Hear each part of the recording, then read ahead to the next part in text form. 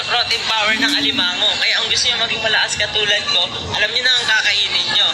Boss, wala yung muscle mo. Hindi yung maalala yung sikat kayo sa quiz. Ah? Anong quiz? Kita mo? Kaya mas okay ang sardinas eh. Omega 3 equals matalas na utak. Habang ikaw nag-flex, ako tapos sa reviewer ko. Okay. Kaya nating ayusin to. Malakas si Kakura, matalino si Mark. Pero, paano kung pagsasamahin nyo ang lakas at talino? Oo nga, kung kakain na ng sardinas, uy, baka malala mo yung sagot kanina. So, ano ang natutunan natin today?